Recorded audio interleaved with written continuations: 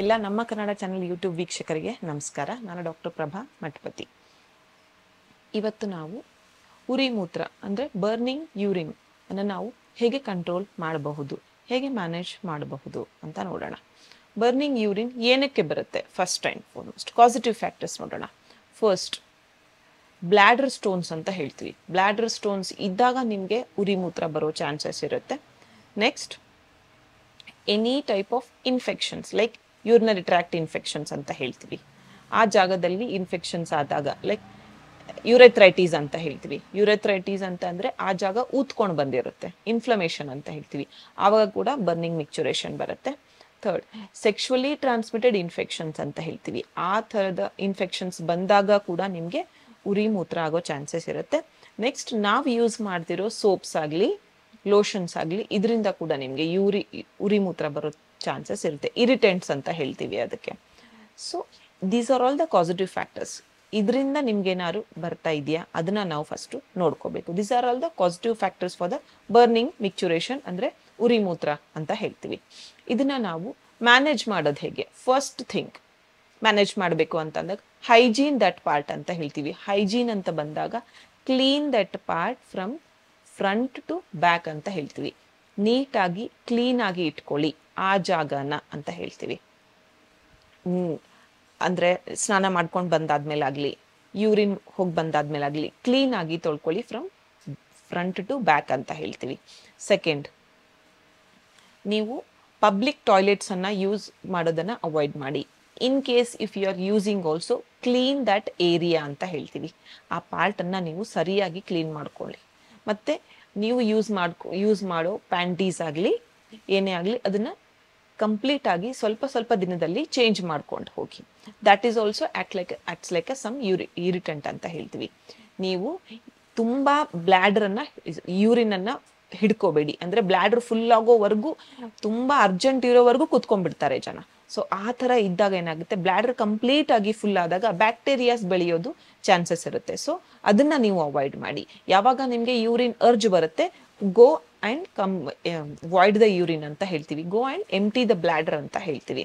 This is part of a hygiene ಅಂತ ಹೇಳ್ತೀವಿ. Next, part of a diet management ಅಂತ ಬಂದಾಗ ನಾವು ಯೂಶ್ವಲಿ ಇದಕ್ಕೆ ನಾವು ಪ್ಲೆಂಟಿ ಆಫ್ ವಾಟರ್ ಕುಡೀರಿ ಅಂತ ಹೇಳ್ತೀವಿ. ಬರೀ ನೀರು ಕುಡೀರಿನೇ ಅಂತ ಹೇಳ್ತಾರೆ. ಸೊ ಯಾಕೆ ನೀರು ಕುಡೀರಿ ಅಂತ ಹೇಳ್ತೀವಿ ಅಂತ ಅಂದರೆ, ನಾವು ನೀರು ಜಾಸ್ತಿ ಕುಡಿದಾಗ ಕಾನ್ಸಂಟ್ರೇಟ್ ಯೂರಿನಲ್ಲಿರೋ ಯೂರಿನ್ ಸ್ವಲ್ಪ ಡೈಲ್ಯೂಟ್ ಆಗುತ್ತೆ. ಅದರಿಂದ ಬ್ಯಾಕ್ಟೀರಿಯಾಸು ಫ್ಲಶ್ ಔಟ್ ಆಗೋ ಚಾನ್ಸಸ್ ಇರುತ್ತೆ. Without any medication bacterias flush out ಆಗುತ್ತೆ. ಅದಕ್ಕೋಸ್ಕರ ನೀರು ಜಾಸ್ತಿ ಕುಡೀರಿ ಅಂತ ಹೇಳ್ತೀವಿ. ಸೊ ಒಂದು. ಎರಡನೇದು, ಕ್ರೇನ್ಬೆರಿ ಜ್ಯೂಸ್ ಅಂತ ಹೇಳ್ತೀವಿ. ಕ್ರೇನ್ಬೆರಿ ಜ್ಯೂಸ್ ಪರ್ಟಿಕ್ಯುಲರ್ಲಿ ನಾವು ತುಂಬ ಯೂಸ್ ಆಗ್ತಾ ಇದೆ UTI ಅಲ್ಲಿ. ಕ್ರೇನ್ಬೆರಿ ಜ್ಯೂಸ್ ಯಾಕೆ ಅಂದರೆ, ಕ್ರೇನ್ಬೆರಿ ಜ್ಯೂಸಲ್ಲಿ ಮ್ಯಾಲಿಕ್ ಆ್ಯಸಿಡ್ ಅಂತ ಹೇಳ್ತೀವಿ, ಸಿಟ್ರಸ್ ಅಂತ ಹೇಳ್ತೀವಿ, citric acid, malic acid and citric acid ಇರುತ್ತೆ. ಸೊ ಇದರಿಂದ ಬ್ಯಾಕ್ಟೀರಿಯಾಸ್ ಫ್ಲಶ್ ಔಟ್ ಆಗೋ ಚಾನ್ಸಸ್ಸು ತುಂಬ ಜಾಸ್ತಿ ಇರುತ್ತೆ. ಸೊ ಪ್ಯೂರ್ ಕ್ರೇನ್ಬೆರಿ ಜ್ಯೂಸ್ ಕುಡಿದಾಗ ನಿಮಗೆ UTI ಇನ್ಫೆಕ್ಷನ್ನು, ಬರ್ನಿಂಗ್ ಸೆನ್ಸೇಷನ್ನು ಕಮ್ಮಿ ಆಗೋ ಚಾನ್ಸಸ್ ತುಂಬ ಇರುತ್ತೆ. ನೆಕ್ಸ್ಟು, ಲೈಮ್ ವಾಟರ್ ಅಂದರೆ ಲೆಮನ್ ಜ್ಯೂಸ್ ಅಂತ ಹೇಳ್ತೀವಿ. ಲೆಮನ್ ಜ್ಯೂಸ್ ನೀವು ಕುಡಿಬೇಕು ಆದಾಗ ತುಂಬ ಶುಗರ್ ಆ್ಯಡ್ ಮಾಡಿ, ಶುಗರ್ ಬದಲು ನೀವು ಮಿಶ್ರಿ ಅಂದರೆ ಕಲ್ಸಕ್ಕರೆ ಯೂಸ್ ಮಾಡಿ ಅಂತ ಹೇಳ್ತೀವಿ. ಸೊ ಇದರಿಂದ ನಿಮಗೆ ಅದ್ರ ಜೊತೆಗೆ ಚಿಯಾ ಸೀಡ್ಸ್ ಹಾಕ್ಕೊಳ್ಳಿ ಅದರಲ್ಲಿ. So it maintain your body temperature, ಬಾಡಿನ ತಂಪಾಗಿಟ್ಕೊಂಡಾಗ ನಿಮಗೆ ಉರಿ ಮೂತ್ರ ಕಮ್ಮಿ ಆಗೋ ಚಾನ್ಸಸ್ ಇರುತ್ತೆ. So lemon as it is a citrus, it kills your bacterias ಅಂತ ಹೇಳ್ತೀವಿ. ಎನಿ ಟೈಪ್ ಆಫ್ ಸ್ಟೋನ್ಸಲ್ಲೂ ನಾವು ಲೈಮ್ ಜ್ಯೂಸ್ ಕೊಡ್ತೀವಿ, ಆರೆಂಜ್ ಜ್ಯೂಸ್ ಕೊಡ್ತೀವಿ, because of the reduction of the infection ಅಂತ ಹೇಳ್ತೀವಿ. So lime juice is also contains a citrus. So use this for your burning micturition ಅಂತ ಹೇಳ್ತೀವಿ. And another one important thing ಅಂದರೆ rice water ಅಂತ ಹೇಳ್ತೀವಿ. Rice water plus ಕಲ್ಸಕ್ಕರೆ ಮಿಶ್ರಿ ಅಂತ ಏನು ಹೇಳ್ತೀವಿ. ಇದನ್ನ ಕೂಡ ನೀವು ಕುಡಿಯೋದ್ರಿಂದ ಏನಾಗುತ್ತೆ, ನಿಮ್ಮ ಬರ್ನಿಂಗ್ ಸೆನ್ಸೇಷನ್, ಬಾಡಿ ತಂಪಾಗಿರುತ್ತೆ, ಬರ್ನಿಂಗ್ ಸೆನ್ಸೇಷನ್ ಆ ಪಾರ್ಟಲ್ಲಿ ನಿಮಗೆ ಕಮ್ಮಿ ಆಗ್ತಾ ಬರುತ್ತೆ. So this is the diet management. When it comes to yogic management, ನಾವೇನು ಮಾಡಬಹುದು? ಬರ್ನಿಂಗ್ ಸೆನ್ಸೇಷನ್ ತುಂಬ ರಿಪೀಟೆಡ್ ಆಗಿ ಬರ್ತಾ ಇದೆ, UTI ಇನ್ಫೆಕ್ಷನ್ಸ್ ನನಗೆ ತುಂಬ ಜಾಸ್ತಿ ಆಗ್ತಾ ಇದೆ ಅಂತ ಅಂದಾಗ ನಾವು ಹೇಳ್ತೀವಿ ಬಟರ್ಫ್ಲೈ ಪೋಸನ್ನು ತುಂಬ ಅಡಾಪ್ಟ್ ಮಾಡ್ಕೊಳ್ಳಿ ಅಂತ. ಬಟರ್ಫ್ಲೈ ಪೋಸ್ ಅಂತ ಹೇಳ್ತೀವಿ. ನೆಕ್ಸ್ಟು ಮಕರಾಸನ ಅಂತ ಹೇಳ್ತೀವಿ. It is beneficial for your UTI.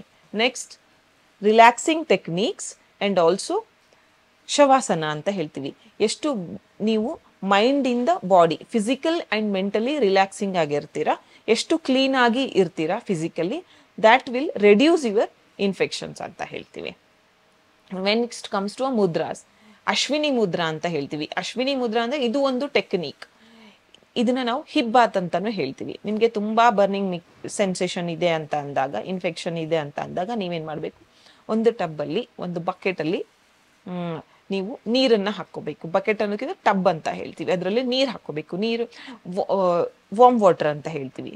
Warm ವಾಟರನ್ನು ಹಾಕ್ಕೊಂಡ್ಬಿಟ್ಟು, ಅಥವಾ ಹಾಟ್ ವಾಟರ್ ಸ್ವಲ್ಪ ವಾರ್ಮ್ ಆಗಬೇಕು ಅಲ್ಲಿವರೆಗೂ, ಹಾಟ್ ವಾಟರ್ ಅಥವಾ ವಾರ್ಮ್ ವಾಟರ್ ತೊಗೊಂಡ್ಬಿಟ್ಟು ಆ ಟಬ್ಬಲ್ಲಿ ನೀವು lower part of the body ಅಂದರೆ ಪೆಲ್ವಿಕ್ ರೀಜನಿಂದ ಕೆಳಗಡೆ ಆ ಟಬ್ಬಲ್ಲಿ ನೀವು ಕೂತ್ಕೊಳ್ಳಿ. ಆ ಭಾಗ ನೀವು ನೀರಲ್ಲಿ ಇಮರ್ಸ್ ಆಗಿರಬೇಕು ಅಂತ ಹೇಳ್ತೀವಿ. ಆ ಭಾಗ ನೀರಲ್ಲಿ ಇದ್ದಾಗ ಏನಾಗುತ್ತೆ, ಸ್ವಲ್ಪ ಹೊತ್ತು, ಒಂದು 5 ರಿಂದ 10 ನಿಮಿಷ ನೀವು ಅದನ್ನು ಅದೇ ಜಾಗದಲ್ಲಿ ಆ ನೀರಲ್ಲಿ ಕೂತ್ಕೊಂಡಾಗ ಅಲ್ಲಿರೋ ಬ್ಯಾಕ್ಟೀರಿಯಾಸ್ ಆಗಲಿ ಇನ್ಫೆಕ್ಷನ್ಸ್ ಆಗಲಿ ಫ್ಲಶ್ ಔಟ್ ಆಗುತ್ತೆ, ಕಮ್ಮಿ ಆಗ್ತಾ ಬರುತ್ತೆ. ಆ್ಯಂಡ್ ಆಲ್ಸೋ ಏನಾಗುತ್ತೆ, ಪೆಲ್ವಿಕ್ ಬ್ಯಾಕ್ಟೀರಿಯಾಸ್ ಅಂತ ಹೇಳ್ತೀವಿ. ಅಬ್ಡಾಮಿನಲ್ಲಿ ಎನಿ ಟೈಪ್ ಆಫ್ ಇನ್ಫೆಕ್ಷನ್ಸ್ ಇದ್ರೂ ಕೂಡ ರೆಡ್ಯೂಸ್ ಆಗುತ್ತೆ. ಆ ಪಾರ್ಟು ಕ್ಲೆನ್ಸ್ ಆಗುತ್ತೆ ಅಂತ ಹೇಳ್ತೀವಿ. ಸೊ ಆ ಭಾಗ ಸ್ವಲ್ಪ ತಂಪಾಗಕ್ಕೆ ಹೆಲ್ಪ್ ಮಾಡುತ್ತೆ. ಸೊ ಇದರಿಂದ ಕೂಡ ನಿಮಗೆ ಬರ್ನಿಂಗ್ ಮಿಕ್ಚುರೇಷನ್ ಕಮ್ಮಿ ಆಗೋದು, ಅಂದರೆ UTI urinary tract infection repeated ಆಗಿ ಬರೋದು ಕಮ್ಮಿ ಆಗುತ್ತೆ. ನೆಕ್ಸ್ಟ್ ಜನರಲಿ ನಾವು ಏನು ನನಗೆ ಈಗ ಕ್ರೇನ್ಬೆರಿ ಜ್ಯೂಸ್ ಎಲ್ಲ ಸಿಗಲ್ಲ ಅಂತ ಅಂದಾಗ ಜನರಲಿ ನಾವೇನು ಹೇಳ್ತೀವಿ, ಬಟರ್ ಮಿಲ್ಕ್ ತಗೊಳ್ಳಿ ಅಂತ ಹೇಳ್ತೀವಿ. ನಿಮಗೆ ತುಂಬ ಜಾಸ್ತಿ ಯೂರಿನರಿ ಟ್ರ್ಯಾಕ್ಟ್ ಇನ್ಫೆಕ್ಷನ್ಸ್ ಇದ್ದಾಗ, ನಿಮಗೆ ಬರ್ನಿಂಗ್ ಸೆನ್ಸೇಷನ್ ಜಾಸ್ತಿ ಆಗಿದೆ ಅಂತಾಗ ಬಟರ್ ಮಿಲ್ಕ್ ತಗೊಳ್ಳಿ. ಲೈಮ್ ಜ್ಯೂಸ್, ಸಿಂಪಲ್ ಆಗಿರೋ ಲೈಮ್ ಜ್ಯೂಸ್ ತಗೊಳ್ಳಿ. ಶುಗರ್ ಬದಲು ನೀವು ಕಲ್ಸಕ್ಕರೆ ಆ್ಯಡ್ ಮಾಡಿ ಅಂತ ಹೇಳ್ತೀವಿ. ಆ್ಯಂಡ್ ಕೊಕೊನಟ್ ವಾಟರ್ ತಗೊಳ್ಳಿ. ಆ್ಯಂಡ್ ಪ್ಲೆಂಟಿ ಆಫ್ ವಾಟರ್ ಕುಡೀರಿ. ಯಾಕೆ ಅಂತ ಅಂದರೆ, ನೀವು ನೀರು ಜಾಸ್ತಿ ಕುಡಿಯೋದ್ರಿಂದ ಬ್ಯಾಕ್ಟೀರಿಯಾಸು ನೀರಿಂದಾನೇ without any medications flush out ಆಗೋ ಚಾನ್ಸಸ್ ತುಂಬ ಜಾಸ್ತಿ ಇರುತ್ತೆ. ಸೊ ಇದು ನಿಮಗೆ ನಾನು ಮ್ಯಾನೇಜ್ಮೆಂಟು ಹೇಳ್ಕೊಟ್ಟೆ. ಯೋಗಿಕ್ ಮ್ಯಾನೇಜ್ಮೆಂಟು, ಡೈಟ್ ಮ್ಯಾನೇಜ್ಮೆಂಟು ಮತ್ತು hip bath. It is very important technique to reduce your infection, to reduce your pain and burning ಅಂತ ಹೇಳ್ತೀವಿ. ಇದನ್ನು ನೀವು ಅಡಾಪ್ಟ್ ಮಾಡ್ಕೊಂಡು ಹೋದರೆ ರಿಪೀಟೆಡ್ ಆಗಿ ಇನ್ಫೆಕ್ಷನ್ಸ್ ಬರೋದು ಕಮ್ಮಿ ಆಗುತ್ತೆ. ಆ್ಯಂಡ್ ಆಲ್ಸೋ ಫುಡ್ ಹ್ಯಾಬಿಟ್ಸ್ ನೀವು ಈ ಥರ ಯೂಸ್ ಮಾಡ್ಕೊಂಡಾಗ, ಬಟರ್ ಮಿಲ್ಕ್ ಆಗಲಿ, ಲೆಮನ್ ಜ್ಯೂಸ್ ಆಗಲಿ, ಇದನ್ನು ರಿಪೀಟೆಡ್ ಆಗಿ ನೀವು ಯೂಸ್ ಯೂರಿನರಿ ಟ್ರ್ಯಾಕ್ಟ್ ಇನ್ಫೆಕ್ಷನ್ಸ್ ಆದಾಗ ಹೆಬಿಚುವೇಟೆಡ್ ಮಾಡ್ಕೊಂಡಾಗ ನಿಮಗೆ ಅದು ಬರ್ತಾ ಬರ್ತಾ ರಿಡ್ಯೂರೇಷನ್ ಕಮ್ಮಿ ಆಗ್ತಾ ಬರುತ್ತೆ.